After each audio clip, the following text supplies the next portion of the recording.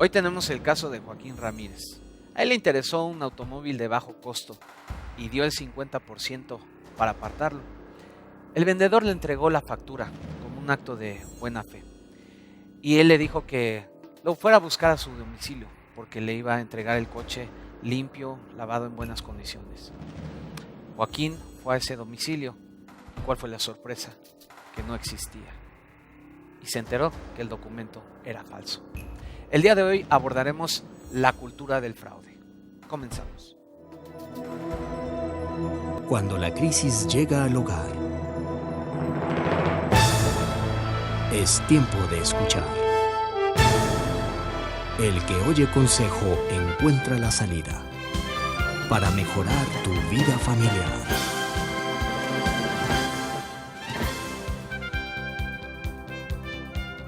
¿Qué tal? Nos da mucho gusto saludarle. Estamos en su programa El que oye consejo. En estos momentos quiero dar la bienvenida a nuestros invitados y ¿qué les parece si vemos una breve semblanza de cada uno de ellos? Ingeniero Omar Martínez, consejero familiar con 20 años de experiencia, conferencista con estudios en sistemas.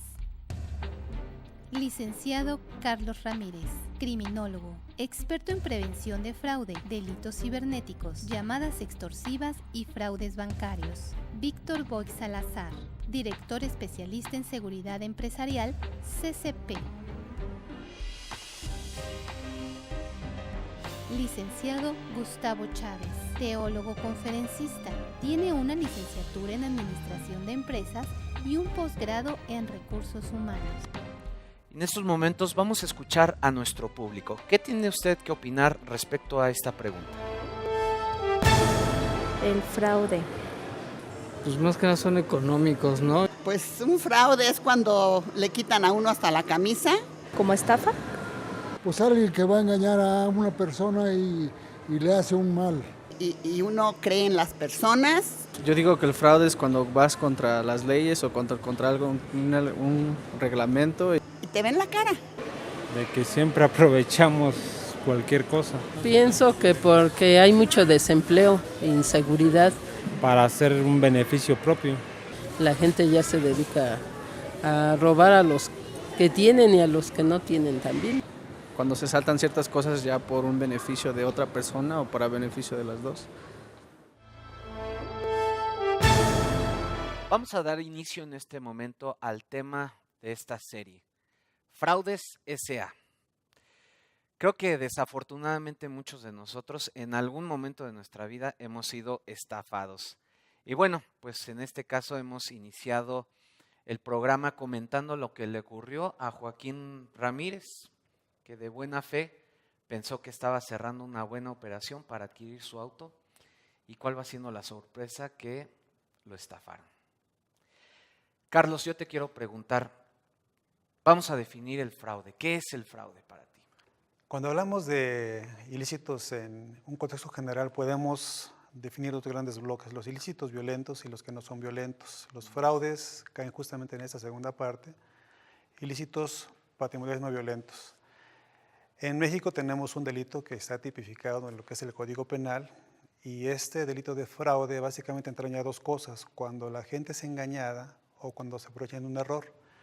En las condiciones del caso que se acaba de comentar, pues claramente esta situación de engaño procede de quien hizo la venta del vehículo y el aprovecharse del error es las condiciones que presenta la víctima para poder presentar cándidamente una actitud que le propende a que sea fácilmente vulnerado. Ahora, Víctor, te pregunto a ti, desafortunadamente siento que esto abunda en nuestro país. No sé si tengas algunas cifras o algo que nos pudieras comentar respecto a qué tan común es esto en nuestro país. Claro. Hablar de cifras no es tan preciso, ya que no toda la gente que sufre estos eventos los denuncia. Sí. Yo quisiera puntualizar o aclarar que el fraude finalmente es un engaño y el engaño es el acto deliberado de obtener un beneficio por medio de mentiras. Lamentablemente o afortunadamente, quien comete un fraude justamente se aprovecha de la circunstancia de que mucha gente quiere ganar dinero de manera fácil y evidentemente eso lo hace completamente vulnerable. Y fraudes, hablar de una variedad increíble de la que tú quieras, desde fraudes bancarios, desde fraudes en alguna transacción comercial, fraudes desde vender un producto inexistente o una propiedad inexistente, Sí. Una infinidad de fraudes de todo tipo. ¿A ti te han estafado alguna vez, Omar? Mira, en algunas ocasiones me ha tocado lo que ha sido la clonación de tarjeta de crédito. Hoy en día es algo muy común y muy normal, debido a la falta de seguridad que hay dentro del aspecto bancario y también en el aspecto legal, porque mientras no se persiga este tipo de delitos o de fraudes, se seguirá haciendo y se seguirá repitiendo. Y en otras ocasiones también, cuando te venden una cosa por otra, ¿no?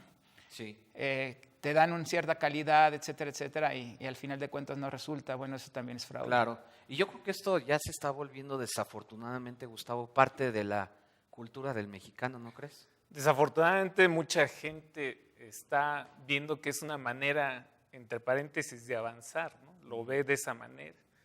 Como no le han funcionado algunas cosas que ha hecho, ve que hay una manera fácil de obtener riqueza, de hacerse de poder, y empieza a probar de este lado, del lado negativo, empieza a probar cosas que le empiezan a funcionar temporalmente, y eso les lleva a hacerlo. Y hay mucha gente que está imitando esto, lo que decía Omar, mucha gente que quiere ganancias fáciles, Claro. lo que decía Víctor, ganar fácilmente, sin mucho esfuerzo. Y es que me imagino que no necesariamente por necesidad, sino por la facilidad, ¿no?, de conseguir las Yo cosas. creo que en algunas ocasiones se combina no la ambición de mucha gente de querer tener riquezas, no solamente por una necesidad. Simplemente hay gente ambiciosa que va a querer sacar ventaja de gente desconfiada. Claro. O incluso pues va a usar el miedo para poder obtener. Y es que se necesitan los dos factores, la ambición desmedida de una persona y la necesidad o la carencia de otra, y eso se junta, se da un ambiente en donde se puede rápidamente hacer un fraude. Claro. Vamos a un primer corte. Y mire, yo creo que este tema nos compete a todos porque yo creo que nadie está exento de poder caer en una trampa. Así que regresamos con este tema. No se vaya. Llama y participa con nosotros.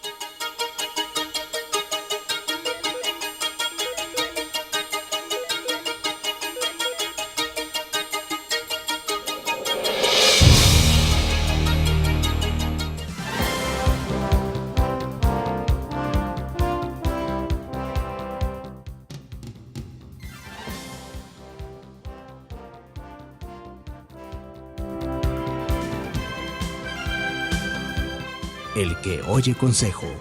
Regresamos.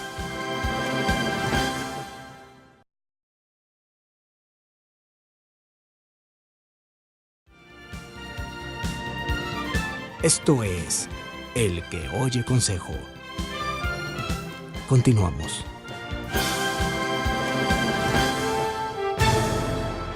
Yo digo que existen en todo tiempo, de todos los lugares, desde gubernamental hasta en las empresas. Hay cibernéticos. Creo que entra el fraude electoral, algo así. Las clonaciones de tarjetas, luego que páginas de compras, dice que para que pueda hacer la compra meter los datos, eso es lo principal. La clonación de tarjeta, ¿no? Pues sería bancario, sería... Pues más que nada el económico.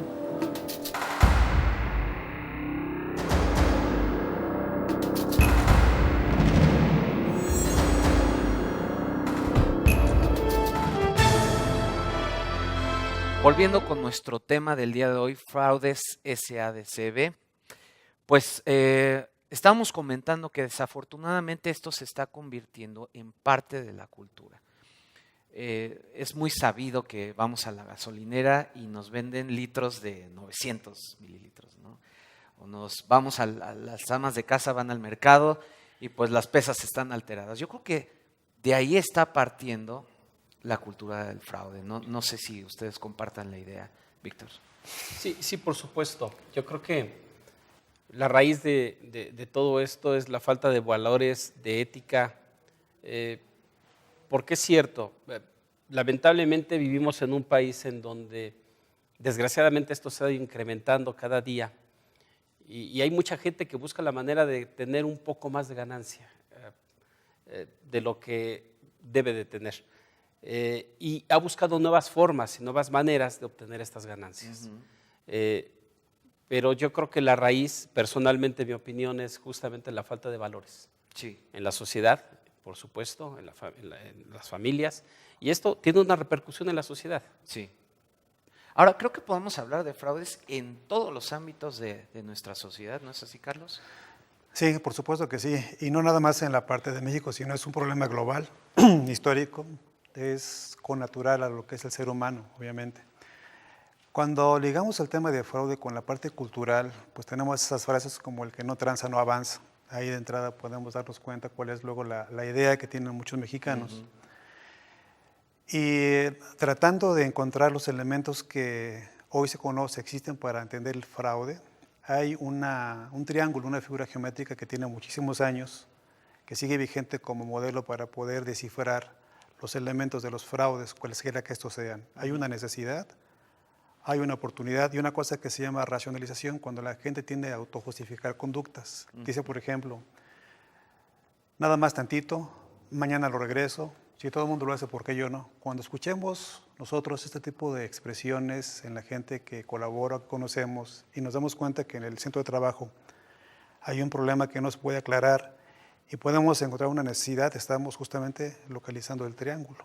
Ahí habría que preguntarse si algo está pasando, algo ya pasó o algo va a pasar. En tal sentido, en México, que está viviendo una situación difícil con los delitos violentos, pues tampoco podemos dejar de lado los delitos no violentos, porque esos van con el engaño, donde mucha gente, bien sea por falta de valores o de fortalecer esos valores, o también porque la codicia misma que ve la víctima de poder engañar a quien le está engañando, pues también incide para que finalmente sea él, la víctima, propiciatoria. Y sí, pues lo que comentaba con Víctor hace un momento, yo creo que empieza desde cosas muy pequeñas, ¿no, Omar? Me llama la atención cómo en varios negocios tú te presentas a la caja y está una plaquita que dice, si no le entregan el ticket, favor de reportarlo a tal teléfono. ¿Ahí qué es lo que está ocurriendo, Omar? En realidad yo le cambiaría el nombre de fraude, le llamaría robo. Yo creo que cuando nosotros empezamos... A lo mejor van de la mano, ¿no? Claro, nosotros empezamos a darle el nombre correcto a las cosas, la gente empieza a tener un poquito más de conciencia. Estamos robando. La cajera no está dando un ticket, ¿por qué? Porque ese dinero que acaba de ingresar a la caja nunca va a entrar a la caja. Y obviamente eso es una especie de robo. Bueno, es un robo, no necesariamente es un fraude, sino que es un robo. Nosotros tenemos que también tener en cuenta en todas las áreas de nuestra vida existe fraude, en el aspecto político, en el aspecto económico, en el aspecto social, en el aspecto religioso, en el aspecto moral. Hay fraudes de todo tipo. ¿Por qué? Porque no se nos ha enseñado a tener respeto, primero por nosotros mismos, y como decía Víctor y como decía Carlos, y tampoco tenemos valores morales que nos pueden dar la pauta para no hacer este tipo de cosas. Ahora, yo algo que aplaudo el día de hoy con la Secretaría de Educación Pública, que por fin regresaron una materia llamada civismo, pero que durante mucho tiempo estuvo fuera de la instrucción primaria, secundaria, y yo creo que civismo debería de darse en los niveles de educación superior. ¿Por qué? Porque es algo que nos está faltando y por eso estamos viviendo tiempos de fraude de todo tipo, ¿no? Pues se nos va volando el tiempo, vamos a un segundo corte y vamos a regresar con este tema que está muy interesante. Volvemos.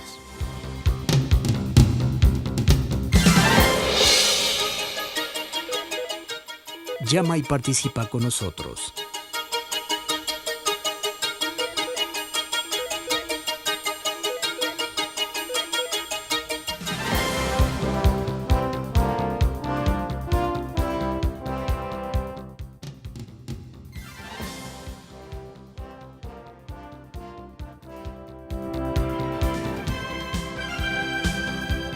El que oye consejo. Regresamos.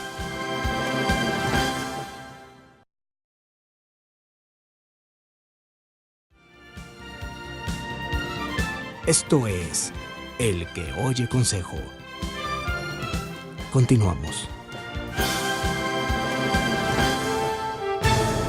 Ajá, por exceso de confianza. Muchas de las veces es por ambición o por algún que le ofrecen dinero o muchas cosas así más o menos. Porque ve un lado fácil, una salida fácil, una forma más rápida, algo así. Yo creo que la situación económica pues muchas veces te orilla a que puedas hacer cosas fraudulentas, ¿no? Para pues, sacar algo a cambio, un beneficio.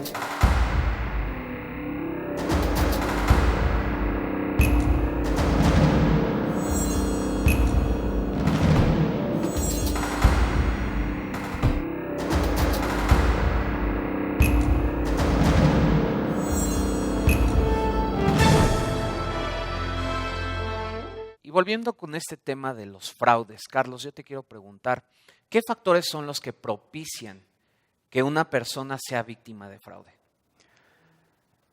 Bueno, el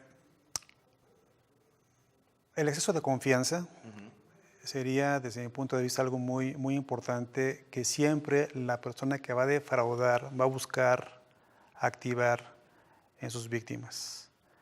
La codicia también, como decíamos hace unos minutos, en el sentido de que va a pretender explotar el interés que tiene una persona de ganar también algo adicional que no esperaba.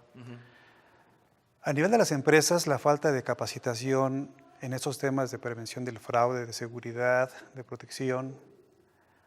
A nivel también de lo que es el gobierno federal, de estas políticas públicas que no ha institucionalizado, de entender que es muy importante la parte de la civilidad, trabajar organizadamente para poder evitar ser engañado por otros. Claro. En el caso de México, pues también el tema de la corrupción es un elemento que está ligado con los fraudes y el tema de la impunidad. Delito que no se sanciona se repite. Entonces, pues esto, si en una empresa o en una área pública los ilícitos que se presentan no son atacados, se van a repetir, van a crecer.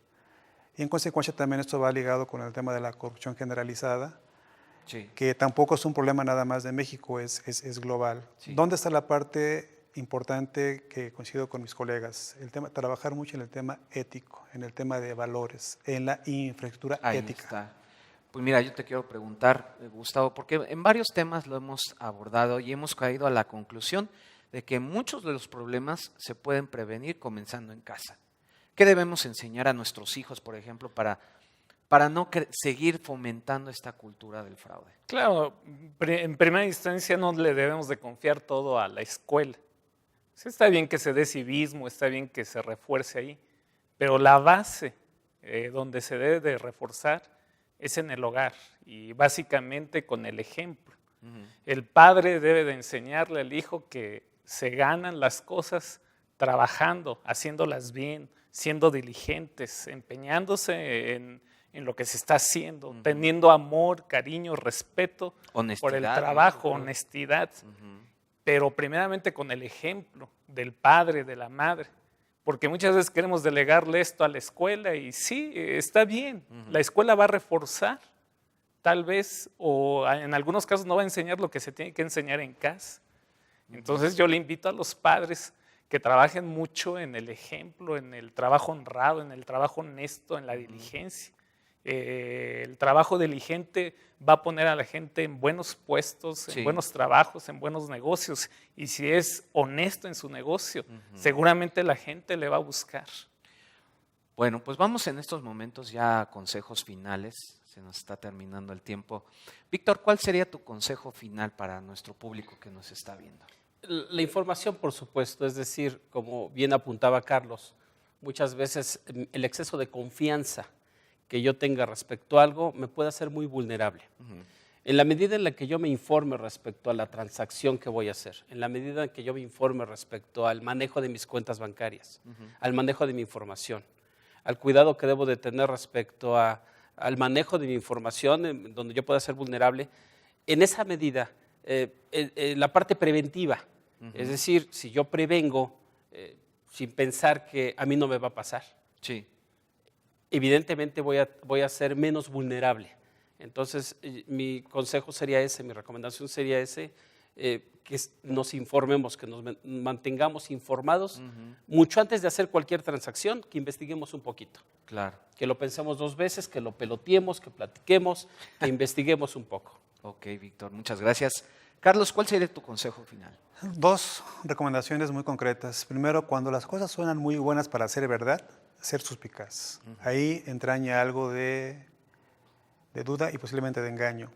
Y número 2, así como les comentaba hace unos minutos también, de ese famoso triángulo que se conoce del fraude, necesidad, oportunidad, racionalización, hay un triángulo de la seguridad que tiene 3 elementos: actuar con prevención, detección, reaccionar. Si uno sigue estos aspectos en ese orden, uno puede tener mayores elementos para poder reducir la posibilidad de ser engañado. Muchas gracias. Omar, tu consejo final. Hay un proverbio que dice, el amor al dinero es el principio de todos los males. Cuando nosotros enfocamos nuestra vida hacia cosas materiales, obviamente que vamos a dejar de lado las cosas morales y las cosas espirituales. Y nosotros tenemos que darle más valor a las cosas morales y espirituales que a las materiales, porque las materiales son efímeras.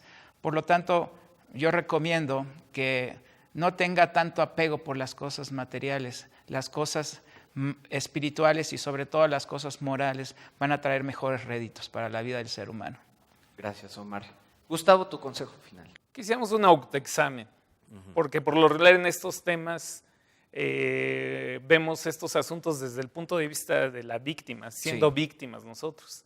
Pero ¿cuántas veces nosotros hemos hecho fraudes?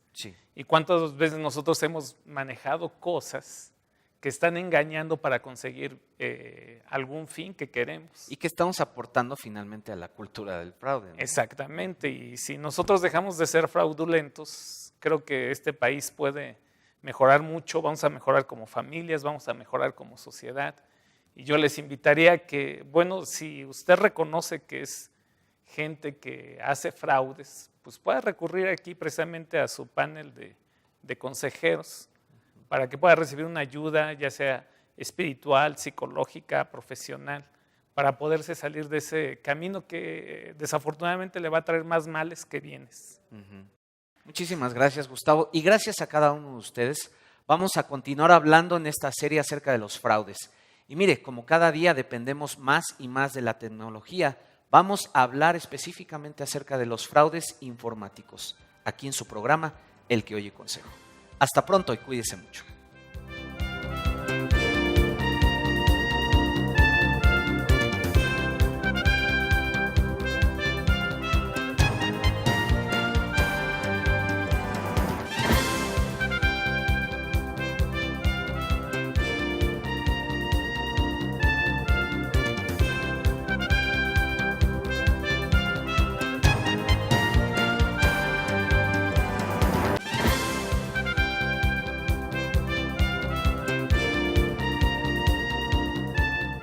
Esto fue El que Oye Consejo. Nos vemos en este mismo canal. Hasta entonces.